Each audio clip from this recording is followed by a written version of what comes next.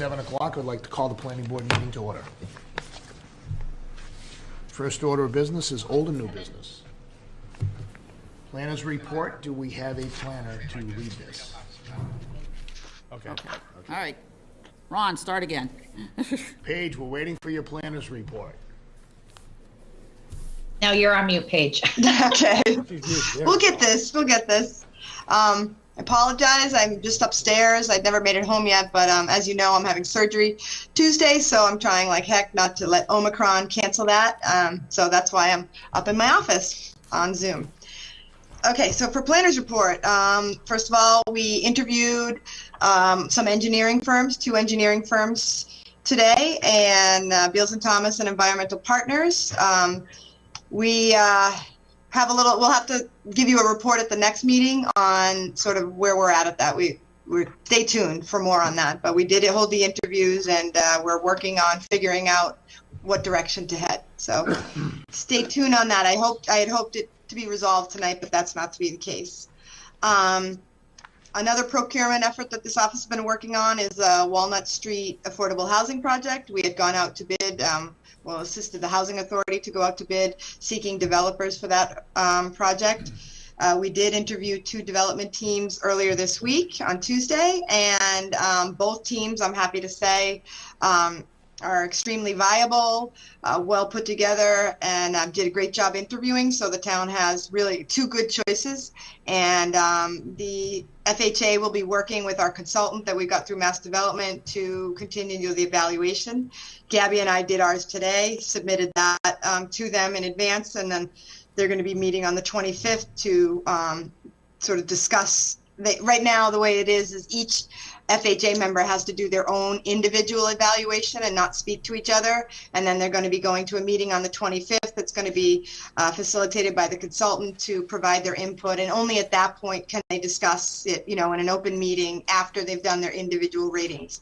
So that's where it is right now. It's really quite in depth. Gabby and I felt very much over our heads reviewing it. I think the FHA probably does, because there's just a lot of there, but that's the way it is when you're developing. I will say we've always been using the phrase up to 250 units. Both developers submitted proposals that showed 200 units. So at this point, it seems certain that we will not be at 250, which is fine. We had just put a range in there. So it looks like we will be at the 200 unit range. With respect to Uptown, I know everybody likes to know what's going on Wall Street. All the foundation work, under slab plumbing and concrete slab work in the residential building has been done, and the site work is ongoing and roughly halfway done at this point.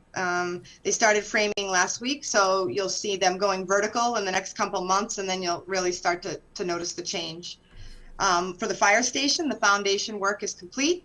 The mason has finished the block walls, and then we're going to be moving on to brick. They're going to be framing the new stairwell and second floor partitions. The plumber has started the rough. They poured a new basement floor. The water service is installed or about to be. And then, National Grid is about to relocate the utility pole so they can get to work on the transformer. So even though it looks kind of quiet over there, there is a lot of internal and sort of non-fun work going on behind the scenes. With respect to town meeting, the Board of Selectmen have been approached to seek reconsideration of the ban on marijuana in Foxborough, whether it's selling the marijuana or growing. So the Board of Selectmen did ask me to let the planning board know that this will likely be discussed at their Tuesday night meeting. They're just beginning to, so there's no formal action or request of the planning board at this point, but they did want the board to be aware that this may be coming up, and just as an FYI. Our tourism website is going to be launched any day. It was supposed to be launched yesterday, but we're still doing some tweaks, and we didn't want to go obviously live until everything was in our part great. Tomorrow I'll be filing 2 grants associated with that effort, seeking that would really escalate it to the next level. We're talking media relations, a branding and whatnot. There's some extensive grants out there through the Office of Tourism and then Mass Gaming. So we're going to file for both. Just today, for the application I have here, it's pretty exciting because one of the hardest things to get is letters letter of recommendation. So for this application that we're about to submit tomorrow to the tourism, we have Jay Barris has written a letter of recommendation supporting it, Tri-Town Chamber, Plain Ridge Park Casino, Rentham Village Premium Outlets, Gillette Stadium and Patriot Place, the Marilyn Rodman Performing Arts Center, Ledgeview, which is the development in Rentham right at the corner of 1 and 495 where what's there, Eva Trattoria and 110 Grill. And so that site supported it. And then lastly, we have here, that might be it. So that's it. So that's a great group of some major hitters. So we're hoping that really makes an impact because we know the tourism grant will be highly competitive. And we're hopeful that we get some significant funding from them. As I mentioned at the beginning, and having surgery Tuesday, I'll be out of the office after tomorrow until March 7th. Well, that's the estimate. So I'll miss you guys. Be kind to Gabby and Diana as they handle all of this. You know, there are a lot of balls in the air, and I know they'll do great. They've done it before, but I do know that it's an extra burden on them. And then lastly, I wanted to bring this up about the MBTA community housing choice thing, and there's too much in here. Hopefully you had a chance to read my report. I don't want to go through it all, but the gist of it is that the state has changed the laws with respect to housing. And the town, as an MBTA community, is mandated to establish a by right district allowing multifamily by right of at least 50 acres in size to accommodate at least 750 housing units by right. And it's supposed to be near transit. So the interesting thing is Foxborough, even though we have a commuter rail station, sort of, we are, since it's not a permanent service, we are classified as an adjacent community. Therefore, it's a little dicier where our district has to be, but you know, the writing on the wall is chances are it would have to be in the area of transit, but it's not as clear for a town like Foxborough because they're not counting our train station, so are we tied to it? But there are standards that we have to be, you know, it has to make sense to them. So right now, the guidelines just came out. They're going to be taking comments on these guidelines. The problem is the guidelines are guided by the law, and that's rigid. So the 50 acres and the by right, the 15 units per acre minimum, that is all in the law. So that's not something that I foresee changing. So what this all means is we've got some work to do. Even if we decide to reject this outright, there are some steps we need to take before we do that. By May 2nd, I have to make a presentation to the Board of Selectmen about this housing choice situation. And then there needs to be a form filed with the state by May 2nd. If we fail to do either of those things, we will not be eligible for the MassWorks grant that we desperately hope to get for the Walnut Street project. So, you know, we aren't sure that next year we'd be still eligible for MassWorks because we're not sure how this is going to go in Foxborough. You know, if the town does not vote to support this type of zoning district, then we will no longer be eligible for MassWorks. But to remain eligible for this year, all we simply have to do is hold this meeting by May 2nd with the selectmen and file the form. So I suggest we do that to keep us active for this round of MassWorks that opens in June and will be awarded in December. And then we'll go from there. I have recommended that it might be, rather than, you know, any group unilaterally making a decision, perhaps it would be best to have a working group, you know, of citizens to evaluate this, because, you know, the implications of not adopting the zoning just means that we're not eligible for a bunch of grants, the MassWorks being the main one. And it might be that that's okay, but I don't think that, you know, staff or anybody should be making that decision unilaterally. I think it's sort of a community conversation. So when I get back, we'll have to look at this, but I sent some links, and I know, Kevin, you've reviewed it. It's a big deal, and, you know, every community out here, I mean, we're all freaking out, but it's you know, it's a big deal. So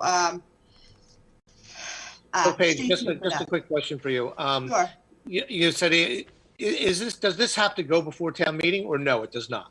It absolutely does. So the requirement would be that the town would have to adopt at town meeting a zoning district of not less than 50 acres to allow by right multifamily housing of a density of at least 15 units per acre. And that's where they get the 750. 15 times 50 is 750. So, you know, it could be that if there are some multifamily units in that area, they could count towards it. The goal is to have 750, but they're not actually worried about building them. Like, we don't have to, so there's no requirement to actually get these built. It's just to make sure the zoning would support it. So it's, they're rigid. It's not going away. And we're going to have to address it one way or another soon, in the next year. So do I hear you saying that you have to put someone would have to put an article on the warrant in support of it, and then the body itself would make the determination about whether or not we felt it was appropriate for our town? Correct. It would be a standard zoning article, although in this instance, due to the new housing choice voting thresholds, I believe since this would be multifamily, it would probably only require a majority vote, because some zoning thresholds have now been lowered for certain multifamily or housing friendly things under this housing choice law that was passed. So it might be a 51% vote, but I still think that, you know, the chances are pretty slim. So it would be an aggressive campaign, obviously, to even try to do it. They are offering some technical assistance to communities to assist. Gabby and I discussed today whether we'd even bother, because it's sort of like, you know, the ones that are requiring it are the ones that are going to be assisting. So it's kind of, I don't know that Foxborough would be all that receptive to hearing from the state come out and, you know, guide us through this. So, and I understand where the governor and everybody, the sort of regulatory things are coming from. You know, there is this housing shortage. All I continue to say to these powers that be up is help us prove it to our citizens, because, you know, as we've seen it through our conversation in housing, while we all kind of agree there's some need, well, we don't all agree. Some agree that there is housing need. Others don't, and others are not willing to change. So, you know, we need, if we were ever to think that this would ever, the townspeople would ever be convinced, they need to do a much better PR improving how the community, that's, you know, Foxborough at 12.8%, you know, needs to go ahead and do this, and why it's so critical to the Commonwealth and economic development and housing and whatnot. Well, we're at 12.8%, and there's a potential for another 90 units to be built in the CPOD. You know, the downtown area, because of Joe Lynch's potential project, Doug King's project, and we're already probably at least a third of the housing stock in the town of Foxborough is multifamily. So the problem that I think a lot of people are going to have with this is that it's a one-size-fits-all kind of a thing. There are many towns around that maybe have not been as they have not developed as much of that type of housing where we have, and so there's a limited. I'm not even sure there's a 50-acre tract in the town that would be there. So anyway, I you know, we'll just have to take it one step at a time. We will, yes. And see where it goes. And they are accepting comments. So if you Google, you know, MBTA Communities Housing Choice, it'll bring you to the page that discusses it. And right now there is a comment period open. I'm not sure I'm going to comment, because again, the law is the law. And I mean, the law with the 15 units per acre and of reasonable size and by right multifamily, that already is the problem. You know, regardless of how they determine how to implement it for Foxborough, I think Foxborough is going to have a problem with some of those standards that exist today in the law, and there's just no way around it. So, you know, they're using, the stick is going to be the MassWorks and certain other grants, and I can almost foresee where this will go, and you know, but we'll stay tuned. But if, you know, if residents are interested, they should Google MBTA Housing Choice Communities and take a look at what's there, and then feel free. I think they accept comments from anybody. I'm not sure. I haven't actually gone to that, but I would think so. So, you know, it's going to be a process, and it's not finalized. But again, the law is the law, and I'm not sure they can that they're going to change anything about that. So that's all I have on my planner's report tonight. Paige, I do Thank have you. one question on what you were just talking about. Sure.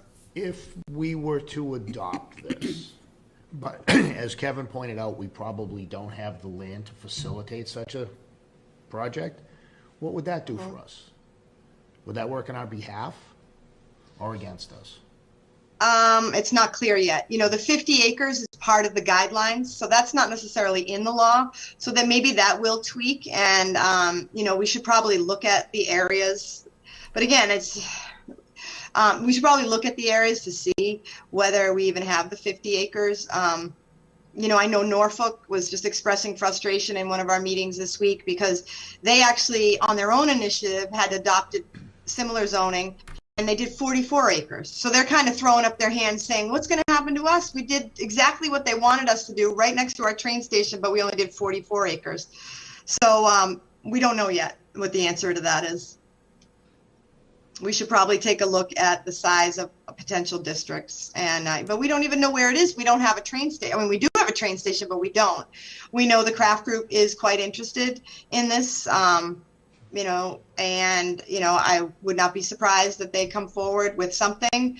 But again, you know, that's going to be over, I would imagine, in the North Street area, and you know, I can only imagine how well received that would be. So it's going to be contentious, and I think there's going to be a lot of discussion on this. And again, I just want to remind everybody that this is state-driven. This is not me-driven. I know I've been conversation on housing, but this is not something that I'm at all driving. And I do agree, the one-size-fits-all, particularly, you know, throughout the state. Like, this applies to urban communities and suburban communities. So, you know, us out in the suburbs are kind of saying, you know, there should be some variance or some sort of, you know, great, you know, intensity change from the inner city to out to the suburbs, but they're not. It's one size fits all as of right now.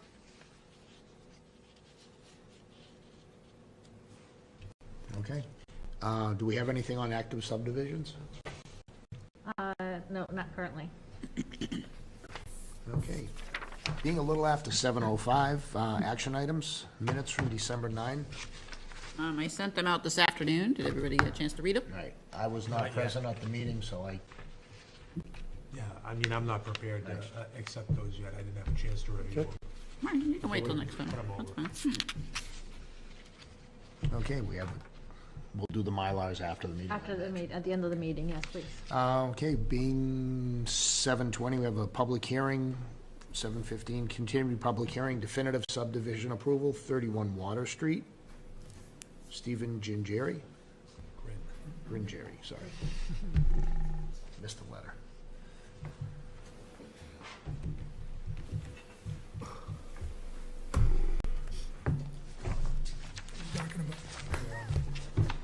You're on. Are we on for Water Street? Yes, sir. If you were in here, you would have known that. Sorry? If you were in here, you would have known that. I know.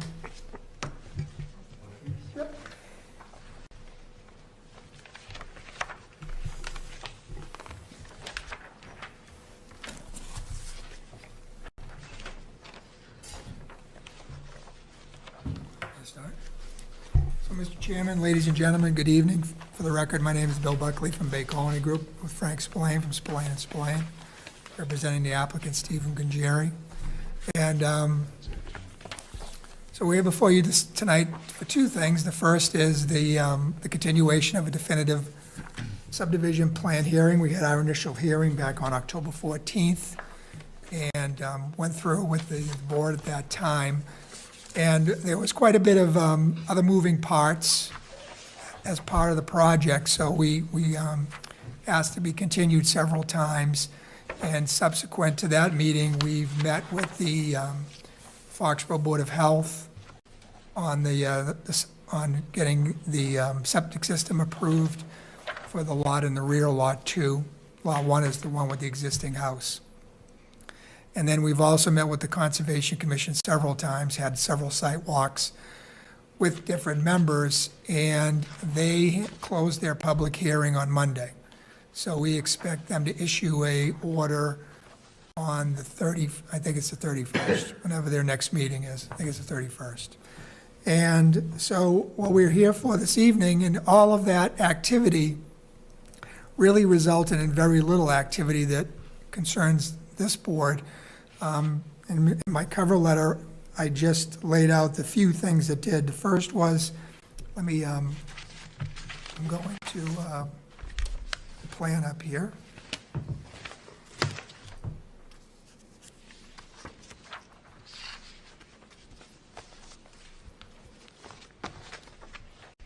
So if you take a look at the board, and this is a color drawing of the drawings that you have.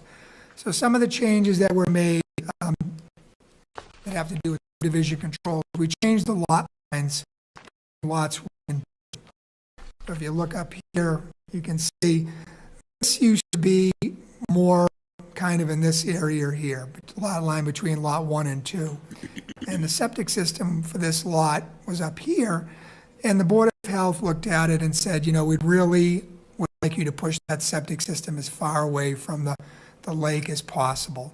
So what we did is we kind of, finagled this bagel here and created this odd-shaped piece, which allowed us to put the septic system for Lot 2 at least 200 feet away from the lake in both directions, from the north and from the east. So that changed that lot line there and changed the slightly. One of the regulatory requirements under the subdivision control law is to show the approximate location of houses, septics, and driveways. Normally, and even in this case, we don't really know where those things are going to go. We generally know. In this particular case, for Lot 2, we know definitely where it's going to go. So what we've done is the locations of the houses and the septics have been modified, again, based on our discussions with the conservation and planning. So those are shown on here as well, just because that is a requirement of the subdivision control. And then the erosion control sequence changed somewhat because, again, the Conservation Commission was very concerned. And really, the only erosion control we're talking about down here under the subdivision control bylaw within the road is just the entrance pad, because there's really no other erosion control down there. There's a depression down there. So anything that's going to, if you have siltation, it's not going to leave the site. It physically can't. There's a hole down at the entrance here, right in here. So that mostly has to do with up here, but again, it's on the drawing, so I wanted to point it out. So those are the changes that we've made subsequent to our October 14th meeting. The roadway location has not changed, the width has not changed, the grades have not changed, stormwater has not changed, none of those things have changed. And the next item, I guess I'll just jump in, and is we've also, because Water Street is a scenic roadway, we've had to file with the Board of Selectmen. I don't really understand the process. But, so we filed with the Board of Selectmen, and then the Board of Selectmen gives it to you to do all the work. So we filed with the Board of Selectmen for a scenic road curb cut. And in this case, scenic road bylaw is triggered because we're removing some of the stone wall along the front of the lot. The driveway itself is, as you know, is only 12 feet wide because that's a standard driveway. But we'll be removing around 20 feet of stone wall in order to give some elbow room when you pull in and out of it. There are no trees down there that are on the layout that will be removed. The issues, the review guidelines, I've outlined them in my letter, and I'll just briefly go over them. The first is an impact on natural, environmental, and historic resources. The proposed activity is not going to have any impact on these resources as it relates to the bylaw. The removal of stone wall will be limited to that area where the roadway must access the site. Safety to the public and urgency of proposed work. Proposed activity will have no impact on safety to the public, and the urgency of proposed road work doesn't apply. I think it's worth mentioning here that, Gabby and I and over the years have had discussions whether this bylaw even applies. If you read it, it appears to me that it's written for municipal work on a road so that a road like this isn't turned into a, not to be mean, but an Al Truax Boulevard. So in this particular case, but it's always been interpreted to apply. But that's why you see like the urgency of proposed road work. I mean, private developers don't do road work on public ways. Existing and future traffic volume and congestion that has no or minor impact on future traffic volume. One new home to Water Street will have no measurable impact. Difference in standards, if any, between planning board subdivision regulations and those of the highway department. The work is going to be in accordance with both of those sets of regulations where they apply. And as you know, we've asked for a significant number of waivers in order to just build a modified driveway here instead of a full roadway. Compensatory or mitigatory measures proposed, the activity within the right-of-way, as I mentioned, will be limited to the minimum necessary to provide the access and utility service. And finally, to design or construction alternatives to proposed actions and the financial or visual consequences of avoiding trees or stone wall. It's not possible to access this property without, you cannot avoid the stone wall. The stone wall runs across the entire front of the lot.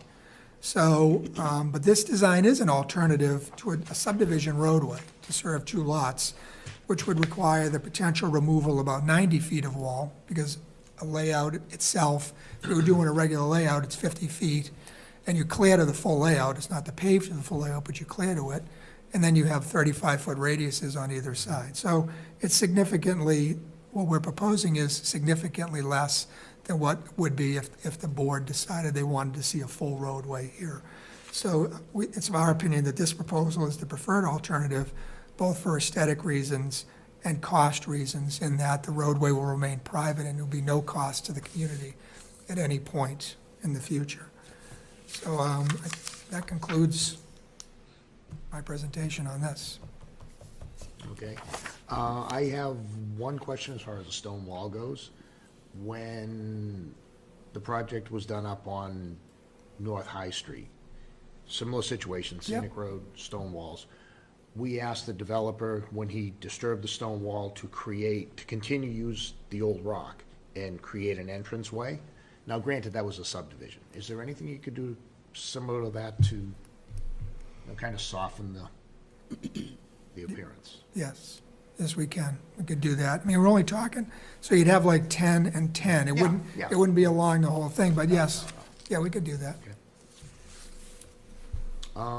Actually, I would think, knowing the applicant, he might even insist on it. Yeah, he's, so we'll use the rocks Okay. on either side. Mr. Weinfeld, I'm going to ask for your assistance here. Paige had asked me to run the meeting tonight, but I was not present at previous meetings for this, so I'm Neither was I. kind of in the dark. I was not at the October 14th meeting. Neither was I.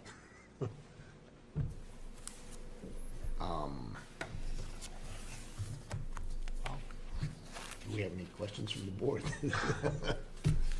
Just one quick question, Bill, on, and this would not be necessarily or under our purview, but what is it wouldn't technically be a setback, but for septic purposes, how far apart do they have to be?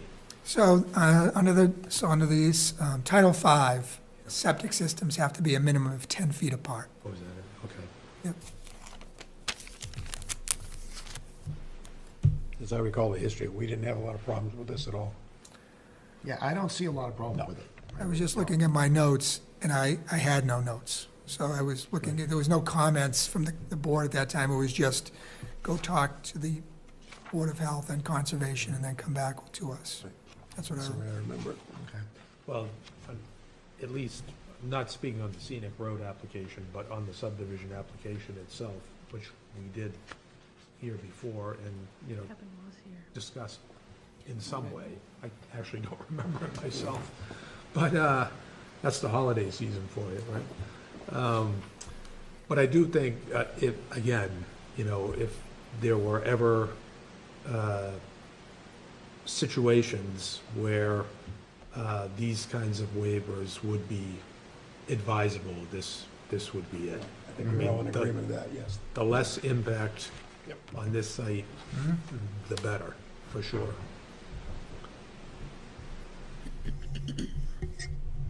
Yeah, I think that this would be, very unobtrusive. A friend of ours is a neighbor to this project, and early on, they were talking about hearing about 3 homes going in and so forth, so this is a pleasant surprise to me at this point, so. Any public input on this? Do we have any input from the public? Before we go on to public input, I just want to clarify, Kevin and, who else? Ron, did either of you do the Mullins rule exception for this public hearing? I did not, Paige. Okay, My bad. When you asked me to take the meeting tonight, I did not realize that I needed to Mullins in on this one because it went back to Right. October. And then Kevin, because I was just going to say, if we don't, that would mean that neither of you are eligible to vote Right.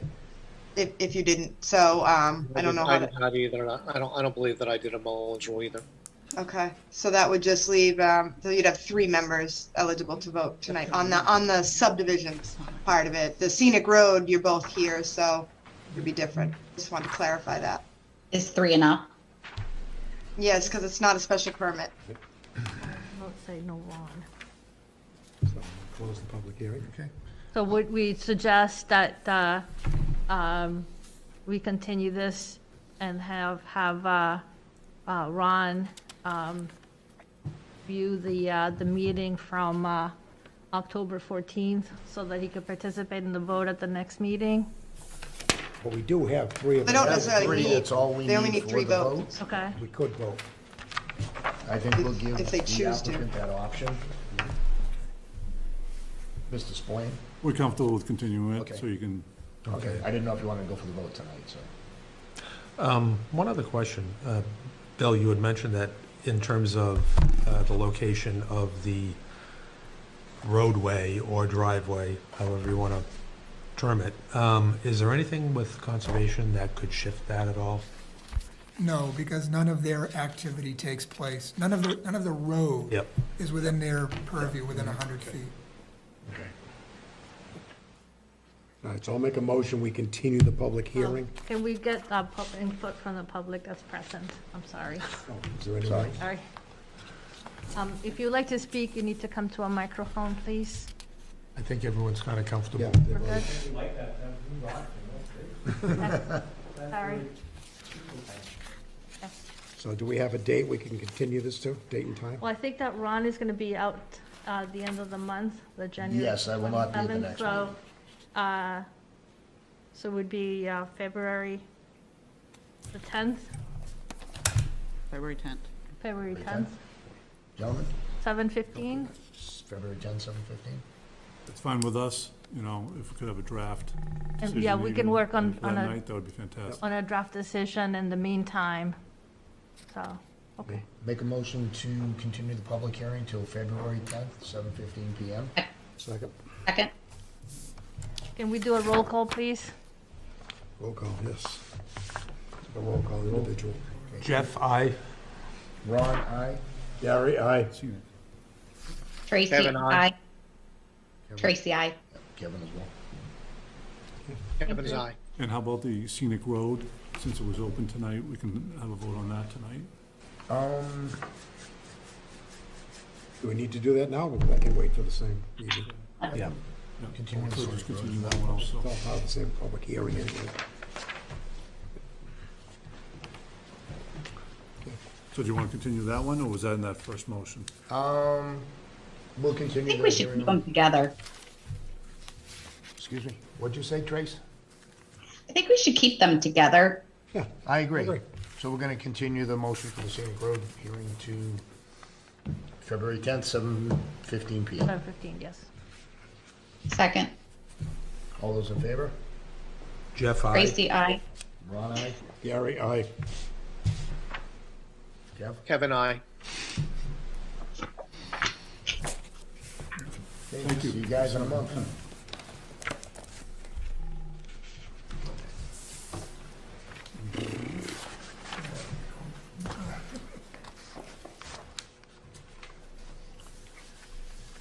Okay. Mobile, excuse me, a little after 7:30 PM. Project update, Lawson Farm. Ron Bonvy, Will Buckley representing. I think Ron is here. Here he is. Oh, Very nice. Doesn't look like he's local. No, I'm actually local. I'm sitting in my house in Mashpee. I am quarantined. I have the COVID virus. welcome I to have a the club. positive test as of Monday. So that's the scenario. It's the way it goes. It's my third case. Wow. I've been vaccinated twice with no booster, but I've had COVID twice, and I don't know if this is the variant or COVID. They don't tell you. So I just have another.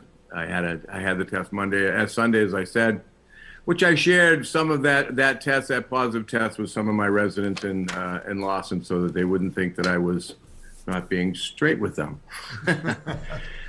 So anyway, just an update. My team has installed both street lights approximately 2.5 weeks ago. When we did install them, we installed them the same way we installed the original two, or the other three lights actually, or two lights that are on.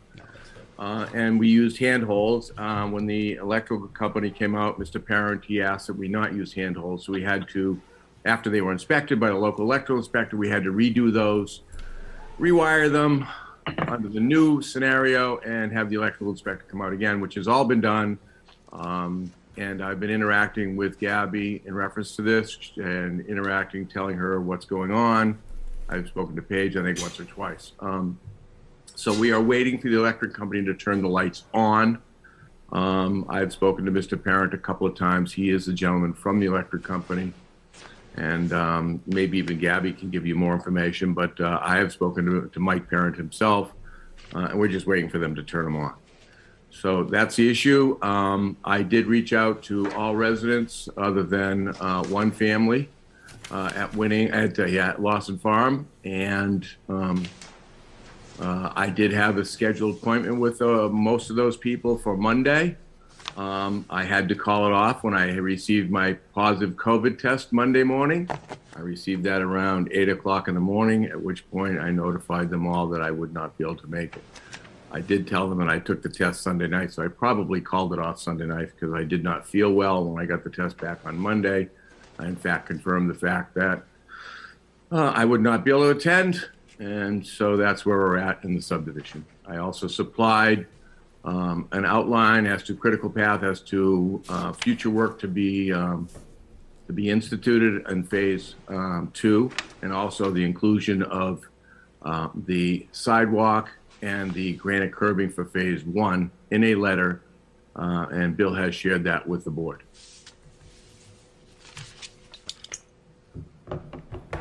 As Mr. Bonvy said, I did intervene and reached out to a contact at National Grid to inquire what the status of those two lights are. And she did a little bit of research, and she replied to me that the lights would be energized by the end of next week. Okay. So I'm not sure what the holdup was on National Grid's part, but the lights will be energized. Thank you.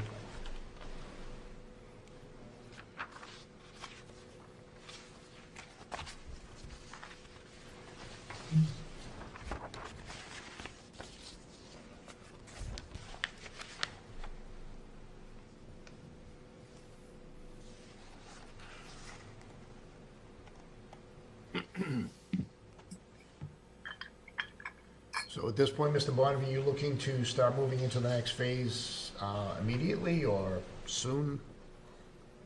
My goal would be, we do have a blasting company. I'm waiting on PJ Hayes to update a couple of quotes that he has, and a couple other contractors. My goal would be to get those completed, and to hopefully blast this winter. and to begin construction of some of the road this winter, and it'll certainly spill into the fall, into the spring, and then into the summer. So my goal is to be able to deliver buildable lots, et cetera, in the summer of 2022, which means I would have to come back to this board for bonding security and release of covenant, et cetera, et cetera. Right.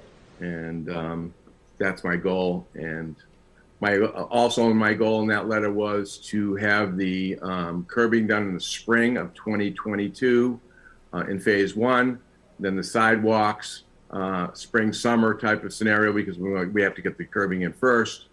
And at that point in time, I will be looking for release of covenant. And so this curbing would be done in phase 1, sidewalks would be based in phase 1, and then I would be up to a point, streetlights installed, drainage operational, et cetera, and looking for a release of covenant for phase 2 in the summer. Okay, good, thank you. We have any questions from the board? No. Good. Okay. Mr. Buckley, thank you. Mr. Bonvy, thank you. Thank you. Hope you feel better. I was hoping I'd feel a little bit better today, but it's a strange thing. It's up and down, and today is a little down. But we'll see. Tomorrow I'm out of quarantine, but who knows?